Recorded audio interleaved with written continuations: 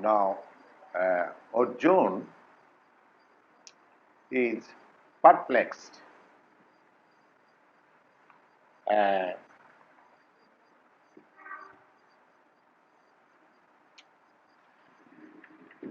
He is perplexed in the matter whether to fight or not to fight. That was his perplexity. After seeing his relatives in front of him with whom he was to fight, he was perplexed. And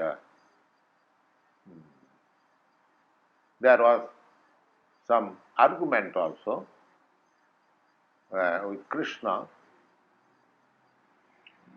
Krishna, of course, did not encourage him. Now, here is a point that Krishna is the Supreme Personality of Godhead. What is that? What? What is this book? Well, this is the translation of the Bhagavad-gītā. But now you can hear me. I am here. Yeah, no, don't turn your attention. Just hear me. Krishna, although he is present there, the Supreme Personality of Godhead, but still he did not encourage him. From worldly point of view, when somebody says that, well, I give it up, I don't want it, I don't want to fight with my friends or my relatives, better let them enjoy and I shall forgo my claim. From worldly point of view, this is a very gentlemanly behavior. The one is foregoing his claim and for the matter of his relatives or friends. But Krishna is not encouraging that proposal. We have to mark it. Krishna is not encouraging.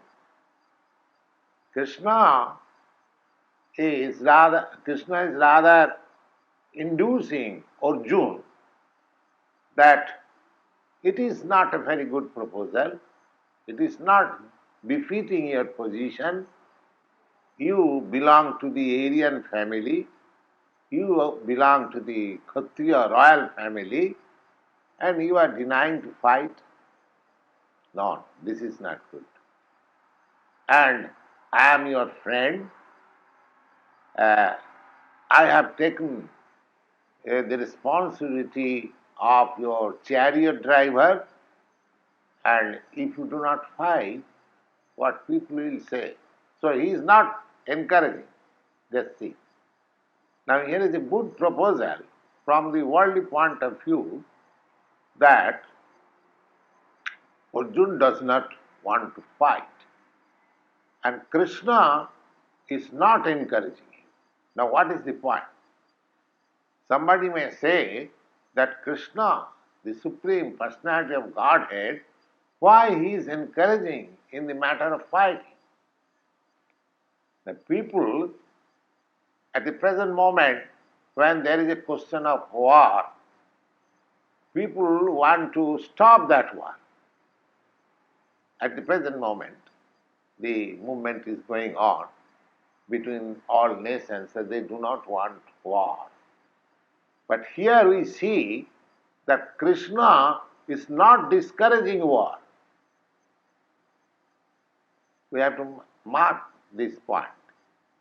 He is not discouraging war, but he is rather advocating, inducing Arjuna that no, this is not befitting your position. You must fight. Must fight.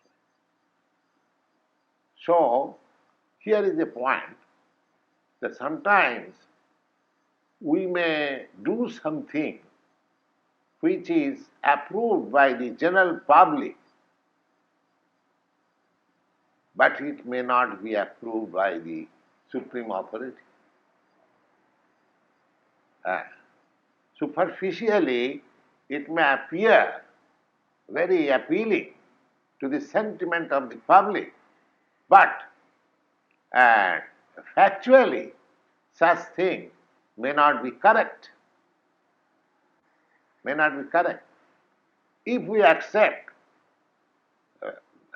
Krishna as the Supreme Personality of Godhead, and while he was inducing Arjuna to fight,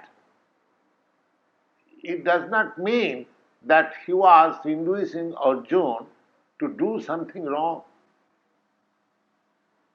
But from a worldly point of view, Arjuna was a very pious man, and he was declined to fight, and not to kill his kinsman, not to kill his friend. This is a very important point. So he argued, no, if I fight, my people will die, and their wives will become widow, and they will be adulterated, and then by adulteration, unwanted population will increase, and who will offer Shraddha. Shraddha, there is a ceremony of Shraddha according to Hindu scripture. I do not know whether you have in your Christian religion, but according to Hindu, a dead body is offered some respect every year. Just like death anniversary observed, similarly in the family, the descendant, they offer some foodstuff after some religious ceremony that is called Shraddha. And it is believed that that offering goes to the dead forefathers. So that is a family religious ceremony. So Arjuna said that if these people will die, we will offer that evolution to the forefathers. So, from ordinary point of view, from the point of view of a family man, he argued with Krishna in so many ways. And at the end, he decided that I cannot fight. I cannot fight.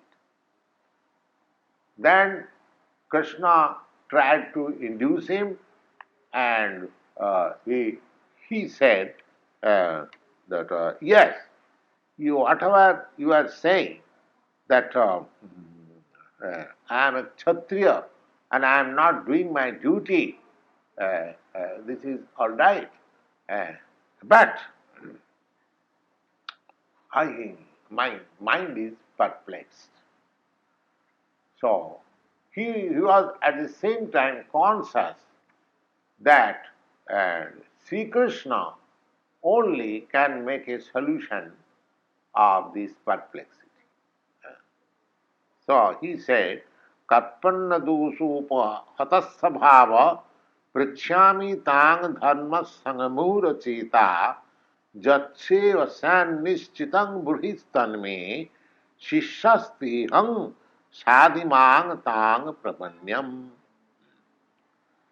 Yes. Karpanna dos. Karpanna dos means a miserly man. Miserly man.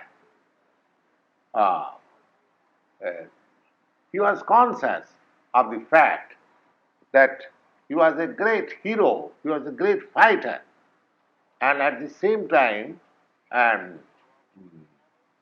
the enemies were there. So his actual duty was to fight with the enemy. They are offering, fight. For a Kshatriya, there are some obligations. If somebody challenges that I want to fight with you, a Kshatriya cannot deny. If somebody challenges, yes, I want to bet with you, gambling, a Kshatriya cannot deny. And for that reason, the Pandavas lost their kingdom. The other side, his cousins, offered them that all right, let us come to betting. So betting, the bid was, and they offered the kingdom. Now if you defeated, if you are defeated, then you lose your kingdom. So they lost their kingdom. Then the next offer was that if you are defeated, you lose your wife. So they lost their wife. And similarly, they are put, now this time if you are defeated, you have to go to the forest for 12 years.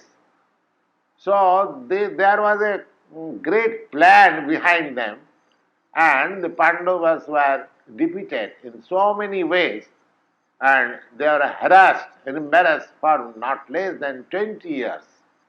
And now they were to fight face to face. Now he is not prepared to fight. That means he has become miserly. When he is deviating from his duty. Now, so he is conscious that practically I am deviating from my duty. Karpanna dosha, this is my miserly behavior. Dosha means it is a fault on my part. I should not have deviated from this fighting, but my sentiment does not allow me to fight with my kinsmen. So here is a perplexity. So karpanna dosha apahata sabhava dharma sangamura cheta. Not only I am miserly, but I am deviating from my duty, dharma. This dharma means according to different position, just like Brahman, the intellectual society, the Kshatriyas, the administrator society, the Vaishyas, the mercantile society, and the Sudras. Sudras means the laborer class. So these four divisions are always, now you can name in a different way, that doesn't matter. But in every society and for all time, these divisions are there. So, according to Vedic system, this system is observed by generation. So, he was a Kshatriya. The Kshatriya's duty was to fight with the enemy, and he was not executing that the injunction. Therefore, he is conscious that dharma sangamura cheta. I am deviating from my religion also. It is the duty of Krishna. So I am now perplexed. So jat shreyas nishchita. Now you should kindly definitely say. Now here is a position. I do not understand what is to be done. You kindly, jat shreyas nishchita. Nishchita means definitely. What is right, breathe on me. Now Krishna can say, well, I am already saying you that you should fight, but you are not carrying out the order. So he says, Sishasti hang sanimang tang prapannam. So he accepted, all right, whatever arguments you have done so far, let us forget that.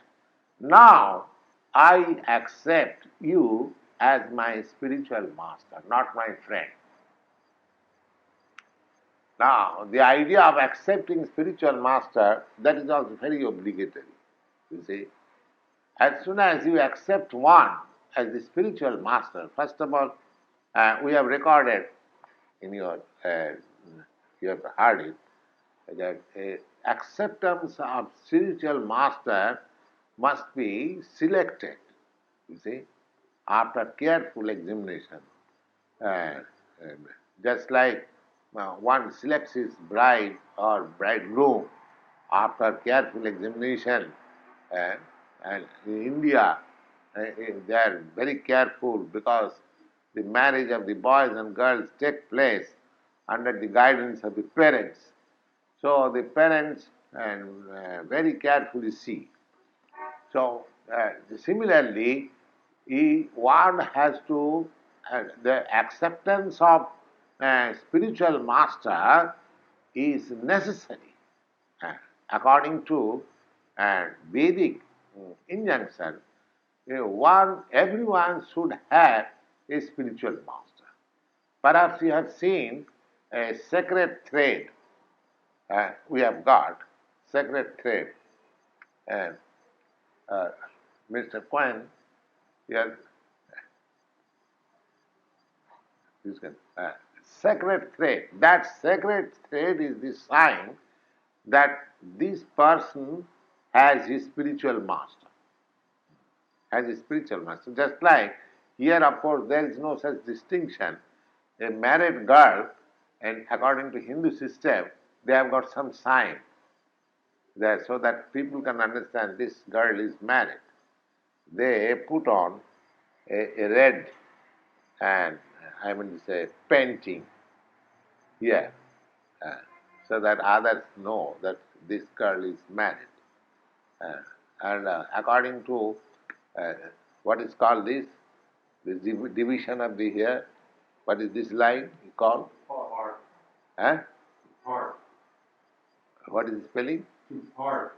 To part. This parting is also, there is some meaning. When the parting is here in the middle, then that girl has her husband and she is coming from respectable family. And in the partition is here, then he sees a prostitute, you see. A prostitute cannot, there was king's ruling that a prostitute cannot part here. And then again, when a girl is well dressed, then it should be considered that she has got her husband at home. And when she is not well dressed, then it should be understood that her husband is out of home, you see. And a widow's dress, there are symptoms, you see. So, similarly, this thread, sacred thread, is a sign that this person has accepted somebody as his spiritual master. He has got his, just like this red mark symbolizes that this girl has her husband. Similarly, this sacred thread is the symbol that this man has got his spiritual master. So there is a ceremony, you see. So according to Vedic system, one has to accept a spiritual master in order to make a solution of his life. In every step of his life, the spiritual master guides him. He also makes question to the spiritual master and he guides, so that his life, his progress of life may be systematic. Now, to take such guidance means the spiritual master should also be a very perfect man. Otherwise, how can he guide? Now here, Arjuna knows that Śrī Kṛṣṇa is the perfect person. So therefore, he is accepting him as Shishastiham Sadimam Tang Prapanna. I am just surrendering unto yourself, and you accept me as your disciple. Because friendly talks cannot and make a solution of the perplexity. Friendly talks may be going on for years together, but there is no solution. Here, and accepting Krishna as the spiritual master means whatever Krishna will decide, he has to accept. One cannot deny the order of a spiritual master. Therefore, one has to select a spiritual master whose order carrying he will not commit a mistake. Now, suppose if you accept a wrong person as spiritual master, and if he guides you wrongly, then your whole life is spoiled. So one has to accept a spiritual master whose guidance will make his life perfect. That is the relation between spiritual master and disciple. It is not a formality. It is a great responsibility both for the disciple and for the spiritual master. And yes. But if the disciple is in ignorance before, Yes. how does he know which master to choose? Because he doesn't have the knowledge. Yes. Yes. The first thing is that one should be searching after a disciple, searching after a spiritual master. Now, just like you search after some school, you search after some school. So when you are searching after some school, you must have at least some preliminary knowledge what a school means. You cannot search after a school and go to a cloth shop. If you are so ignorant that you do not know what is a school and what is a cloth shop, then it is very difficult for you. You must know at least what is a school. So that knowledge is like this.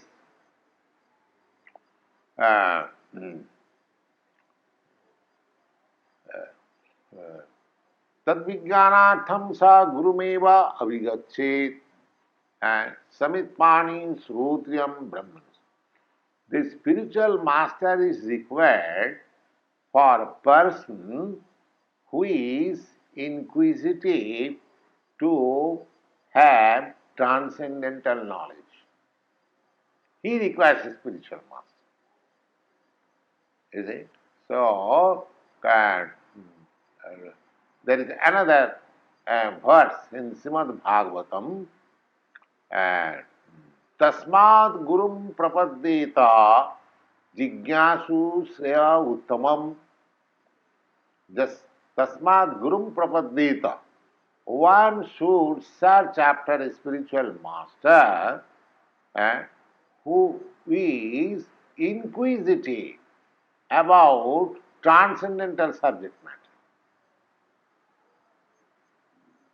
So unless one is at least conversant with the preliminary knowledge of transcendental matter, that transcendental matter here you can see, Arjuna is perplexed. And now he wants a definite answer. This is the inquiry about transcendental subject matter. So every human being has to inquire. The inquiry must be there. What is that inquiry? That inquiry is that preliminary that every human being is suffering. Ignorant man, just like a cat and dog or an animal, they are suffering, but they do not understand. The suffering they do not understand. Just like we have seen, of course, here animals are slaughtered in slaughterhouse. According to the Hindu system, of course, cow killing is not allowed. But there are meat eaters. So according to Hindu system, if anyone wants to eat meat, he should take a goat. According to Hindu system, only goats and lambs can be killed for meat eating. No other animal. No other animal. Cow is not forbidden. Just like and the Hindus, they do not eat cow's flesh, and the Muslims, they do not eat, I would say, hog's flesh. They do not eat. They have got some sentiment, but meat eating is also there in the Hindu society, but that is only by goat's meat or lamb's meat. Generally goat. Generally goat. Now, these goats are sacrificed before a goddess Kali. Goddess Kali. So, I have seen it, that one animal is being killed, slaughtered, and the another animal, which will be slaughtered next, it has been given some grass and it is standing there. You see? It has no knowledge that my next term is mine. So it is not going away. So this is animal. This is animal. A human being is not so fool. If there is sign that next time my killing is to be taken up, then at least he will protest or try to go away, something like that. You see, but there is no such thing. So the distinction between animal and man is that the animal is not aware of the sufferings he is undergoing. There are sufferings both for the animals and for the man, but man is conscious. If a man is not awakened to his suffering, then he is in animal consciousness. So we should not forget that we are always under sufferings.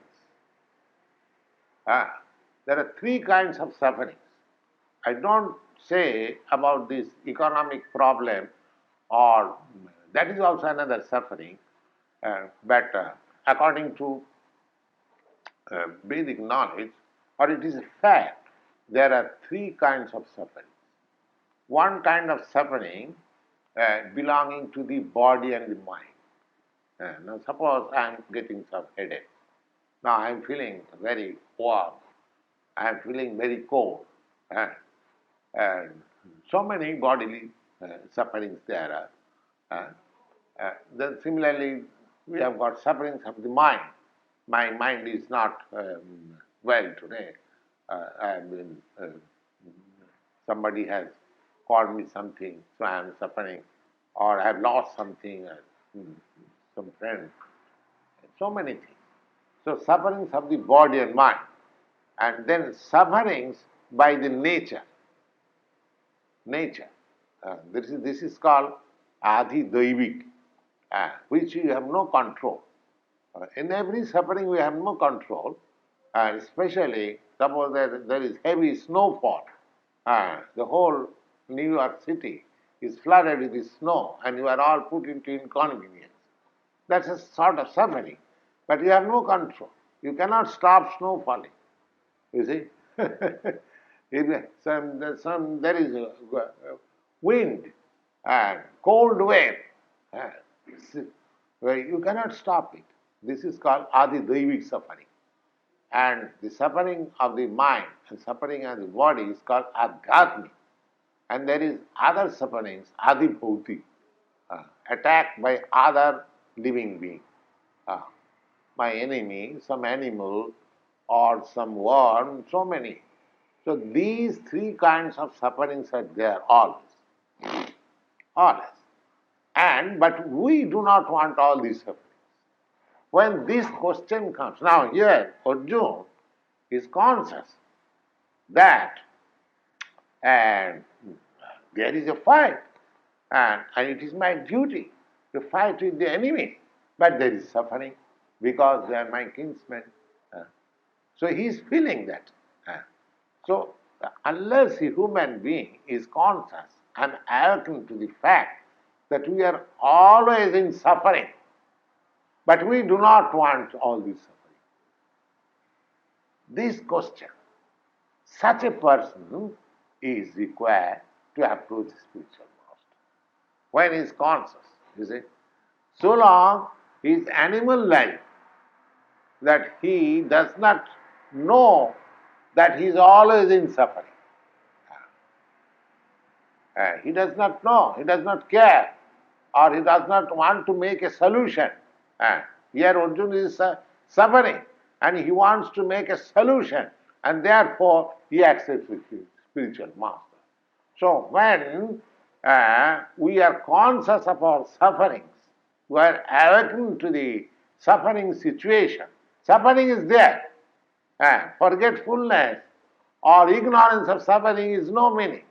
Suffering is there.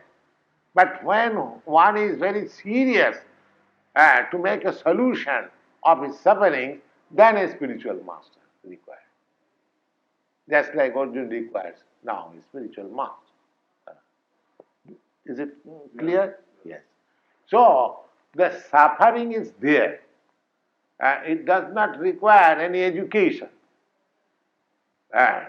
Simply a thinking, a slight thinking that I do not want all this suffering, but I am suffering. Why? Is there any solution? Is there any solution? All these scriptures, all this Vedic knowledge, everything, and not only Vedic knowledge, now, why you are going to school, why you are going to college, why you are taking scientific education, why you are taking law education. Everything is meant for ending our sufferings.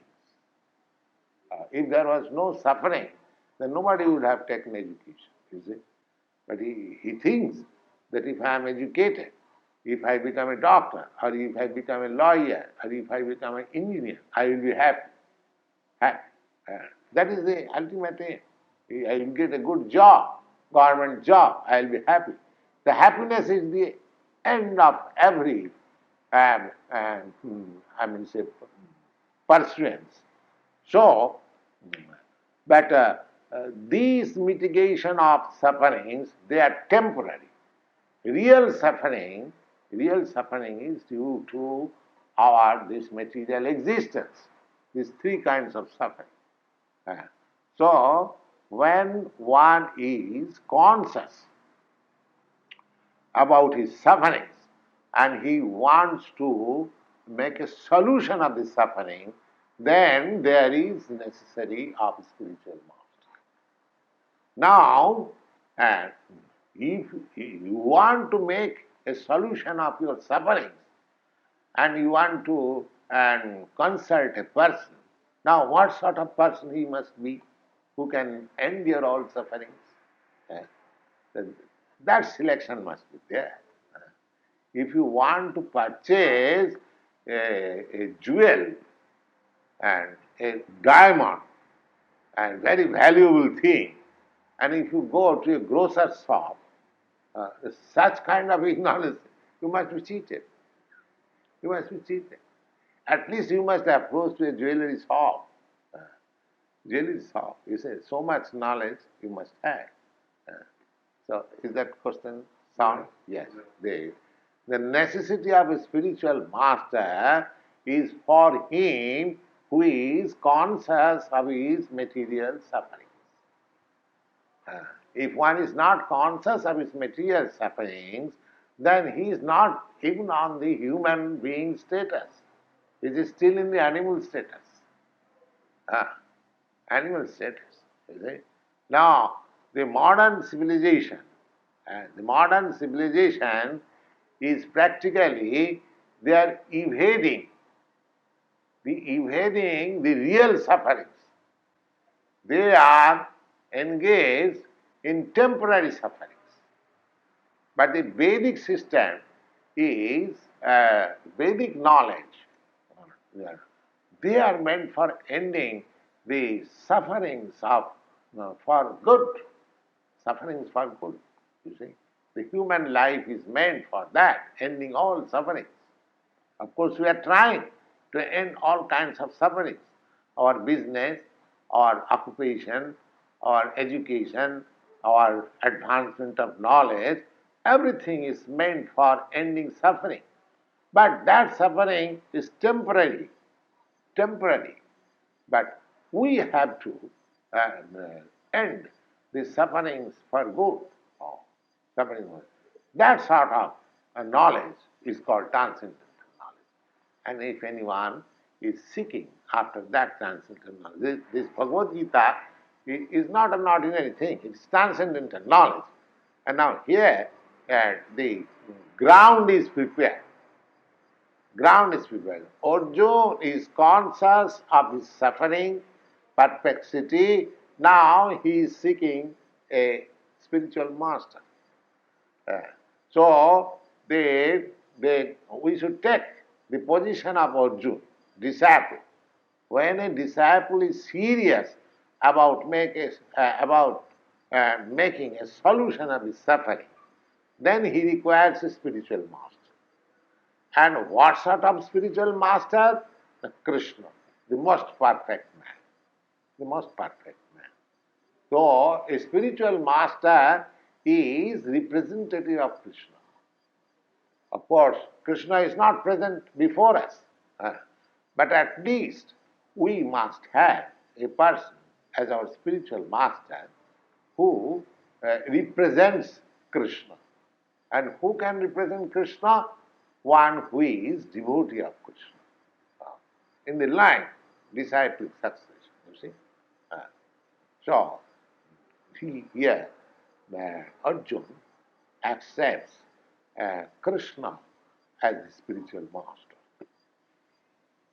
Now, question may be that why Arjuna, there were many learned men, not only Krishna, but there were Vyasadeva and other great sages and Brahmins. Why Krishna was also Kshatriya. Krishna was not a Brahmin. Of course, he took his, he appeared in the family of a Kshatriya, and they were cousin brothers. Krishna and Arjuna, they were cousin brothers. Krishna was the son of the brother, and Arjuna was the son of the sister. Arjuna's mother and Krishna's father, they are brother and sister. So they are in a family relation, they are intimately related, and at the same time they are at the same age and friend. Now, the question may be, why Krishna is accepted as the spiritual master? That is the selection of the disciple. That Arjuna says, Nahi prapasyami mamapunudya jachuka muchu sanamindriyanam avapa bhumava asapatnamidhyam rajyam suranam upichadipattam. Now, he says that I am so perplexed that my lamentation cannot be satisfied even if I get the kingdom of the universe. I am going to fight for the kingdom only of this earth or the India.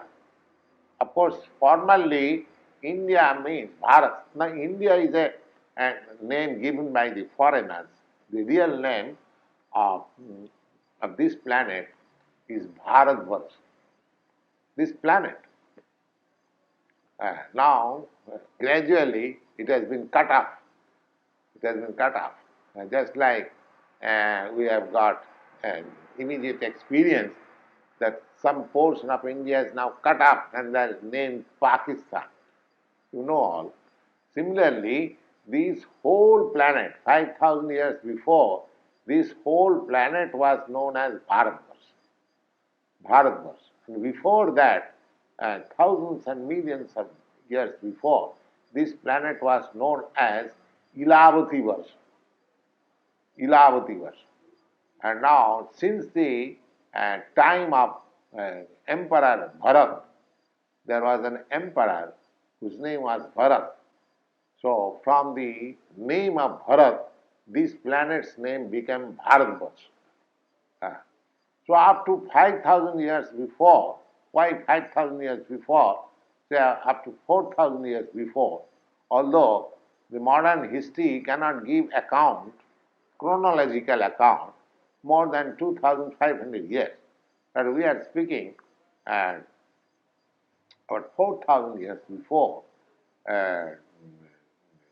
this planet was called Bharatvarsha. Now, Arjuna says that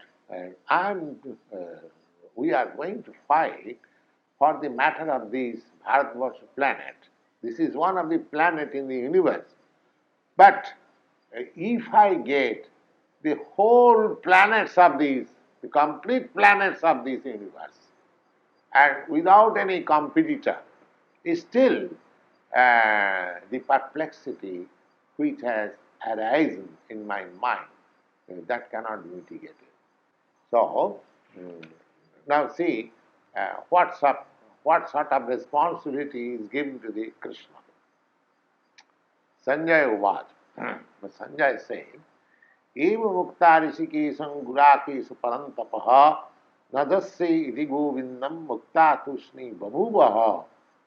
Just saying this, Arjuna becomes silent. So I cannot fight. Tam uvacha rishikesha prahasanniva bharata sena rupan madhi visidantam idangamachaha. Now here Krishna is addressed as Rishikesha. Rishikesha, we should always remember that Krishna is the Supreme Personality of God. He is present as incarnation. Now, God is all powerful. God is all powerful. So, if He comes before you, you cannot deny that how is that God has come. You cannot say that. If God is all powerful, then it is His choice. It is His free will. He can come before you, provided you are such qualified devotee.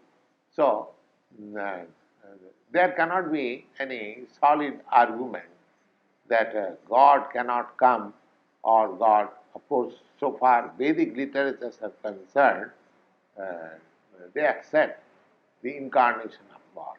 So Krishna is the Supreme Personality of God. And so he is addressed as Rishikesha. Rishikesha, it has got a significant meaning. Rishik means the senses. Rishik. And Isha means Lord. Isha means Lord. So, He is the Lord of the senses. He is the Lord of the senses. Similarly, Govinda. Here also Govinda name is also there. Yes. Nadasya iti Govindam uktya tusning bahuva. Govinda. Go means also senses. Go means cow. Go means land. And go means sense.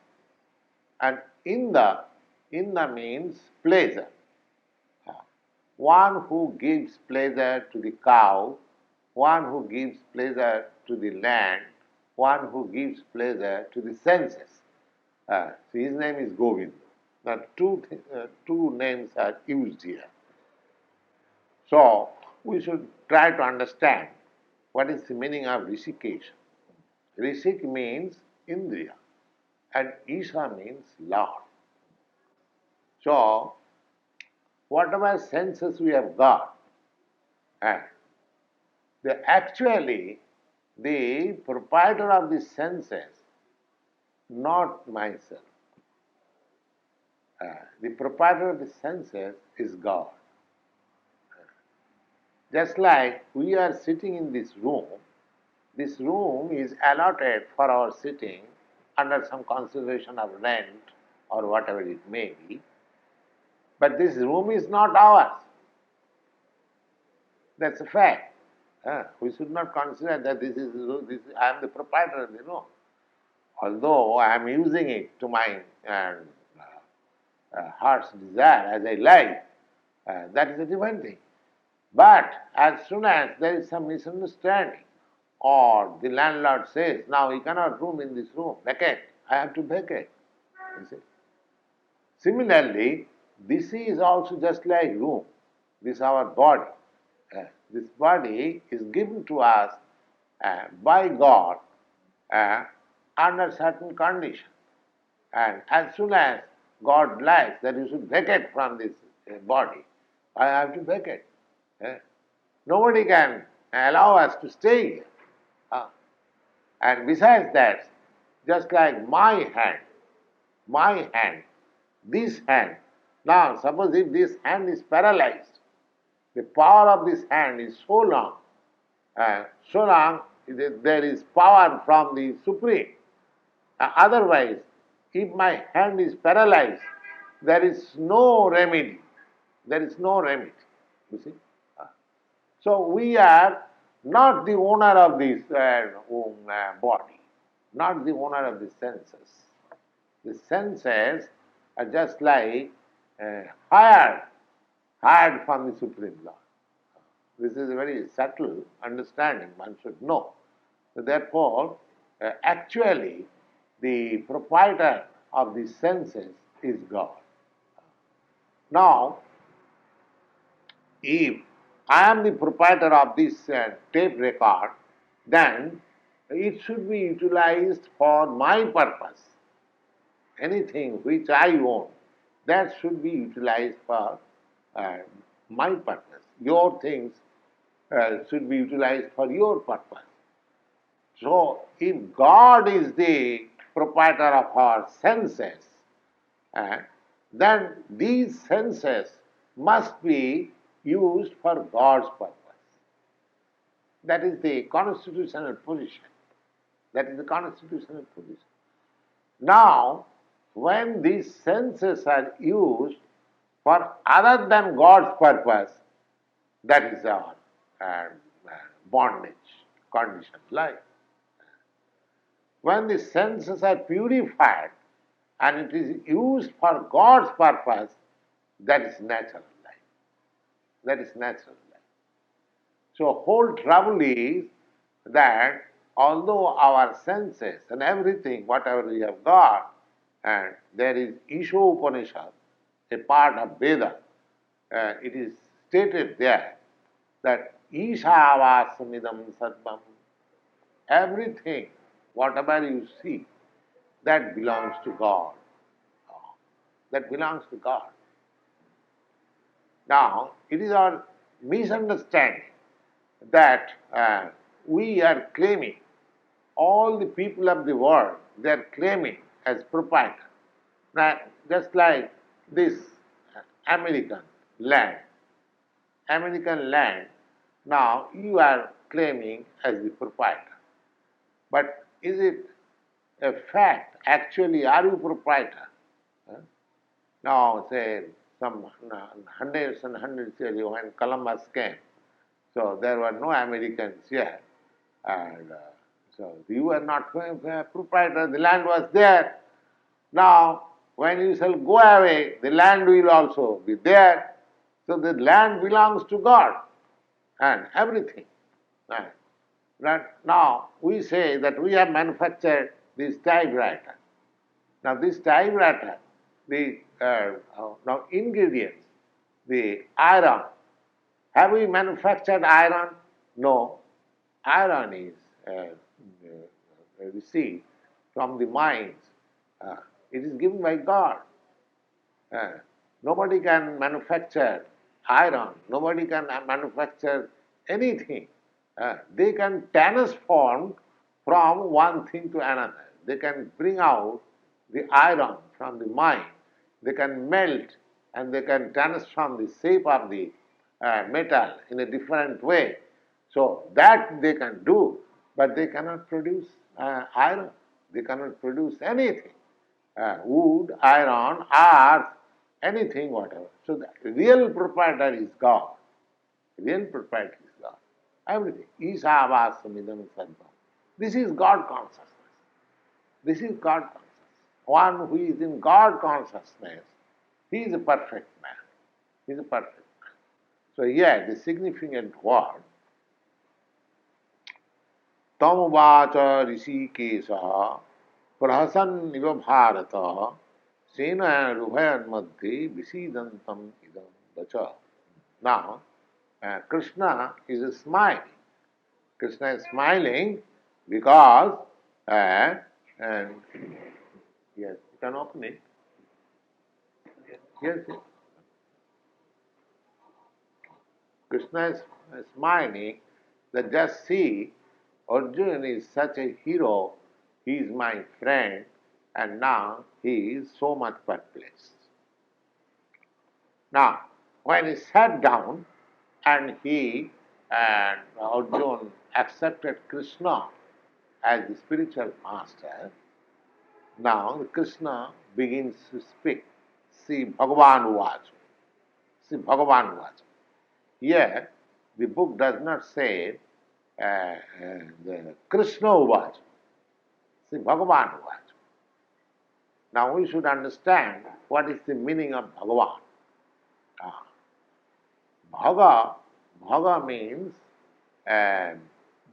opulence. Opulence. There are 6 kinds of opulence. And what are? Yes. Means what? Opulence.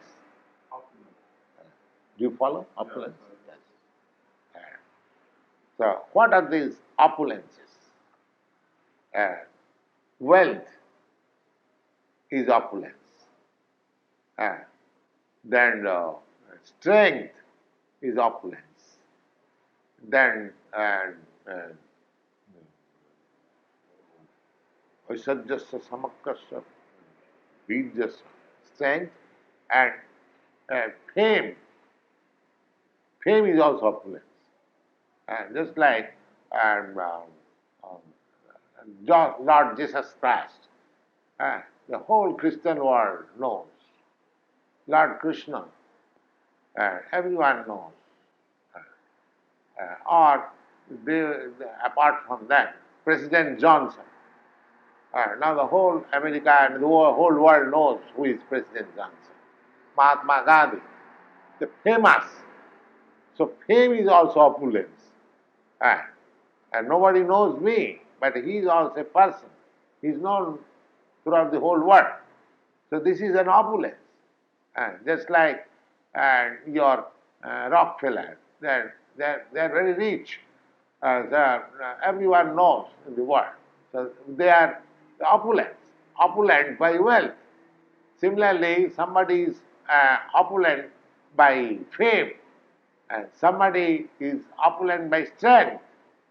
So strength is opulence, wealth is opulence, and fame is opulence. And then beauty.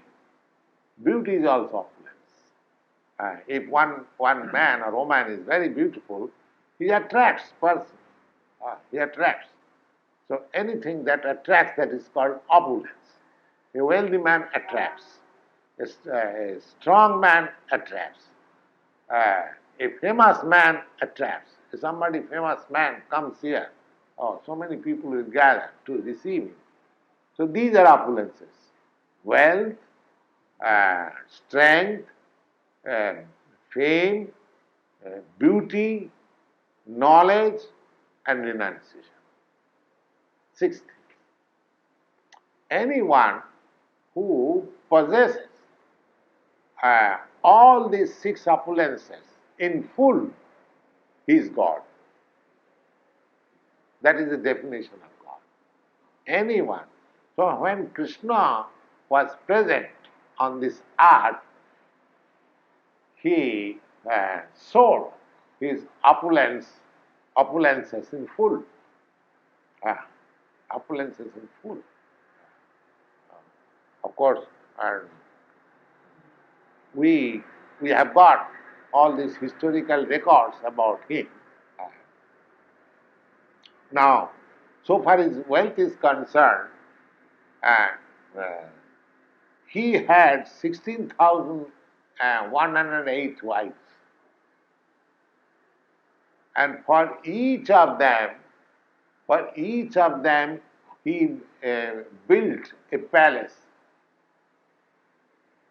And all those palaces were so nicely built that there was no need of electricity or light. It was bedecked with jewels. So day and night they were blazing, you see. So these descriptions are there. But if we forget that he is God, then this will be something like story, that how a man can marry 16 wives. How you? But we should always remember that he is God. He is all powerful.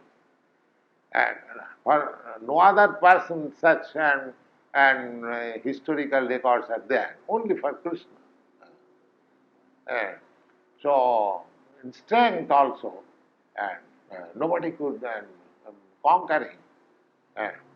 And beauty, so far beauty is concerned,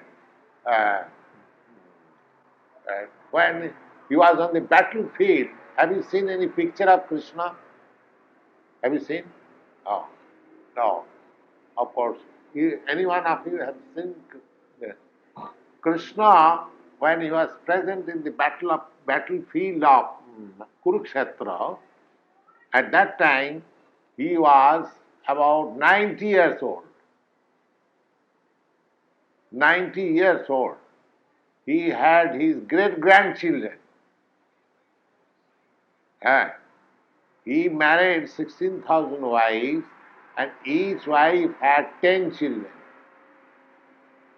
And those 10 children, they also got each 10, 12 children, and their children also. So, because he was at that time 90 years old, he got at the time great-grandchildren also.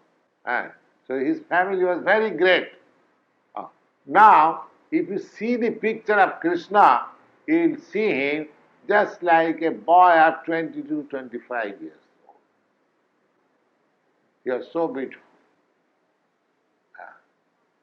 You are so beautiful. That is the sign of God. It is stated in Brahma Samhita. Advaita Yachitayanadi Anantarupam Adyam Purana Purusam Navajovanancha. He is the original person, because from God everyone has God. Therefore he is the original person. Adyam Purana Purusam. Purana is the oldest person. He is still Navajovanancha. Whenever you will see God, this is the sign of God. You will find him just like a youth, a new youth. Youthfulness means 16 to 24 years. So, Navajuvanancha. That is the sign of God. So you are so beautiful that when you was a boy of 15 years old, the whole of the same age girls of his age, they were after him. He was so beautiful. So, in beauty, he was super excellent. In wealth, he was super excellent. In strength, he was super excellent. And in knowledge, now, here is this book, Bhagavad-gītā. Apart from other books, other knowledge which is imparted to others, now here is a book which was imparted to Arjuna. Now, it is so the depth of knowledge that people are still considering great scholars. We are not reading, but Dr. Krishna, one of the greatest scholars of the world, Now he is the President of India. He is discussing. Professor Einstein, he was living here in America. He was a German Jew, and I think he was living in America. He was a great student of this Bhagavad-Gita. Hitler was a great student of Bhagavad-Gita. And there are many scholars who are still reading Bhagavad-Gita, trying to understand. Just see what depth of knowledge he has given. It is made by Krishna. So in knowledge, in wealth, in strength, in beauty, and everything was opulent. Therefore he is Bhagavan. You cannot accept any ordinary man as Bhagavan. Therefore Bhagavan.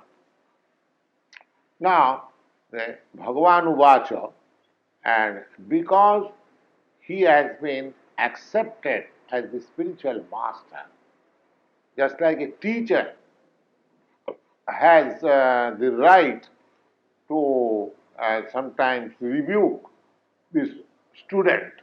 So, in the first instance, he is rebuking Arjuna in the following word, that asatyan anusuchastang pragyabadanscha bhasase gatasun agatasuncha nanusuchanti pandita. That Arjuna, you are speaking just like a very great learned man, but you are, in other words, you are a fool. You do not know how things are going on. Because Pandita, those who are learned men, they would not have lamented just like you are doing. That means indirectly he said, Pandita means learned. Learned man does not lament over a dead body or a living body. Gatasun agatasunsta. Suns means life. One has lost his life and one has got his life. A body, a living body and a dead body. A living body and dead body. Just mark the point that a learned man, as you are lamenting over the subject of killing your friends and relatives, but a learned man would not have lamented like this. That means you are a fool. When he says that, like if I say, Mr. Green, what you have done, any intelligent man should not have done this. So this is indirectly saying that you are not intelligent. It is in a gentleman's way speaking that Mr. Green, what you are doing, no intelligent man can do this. That means you are not intelligent. So here he says that you are lamenting over the bodies of your relatives because in the fight you are considering that my friends and my relatives will be killed. So that means they are living bodies and you are lamenting over their killing.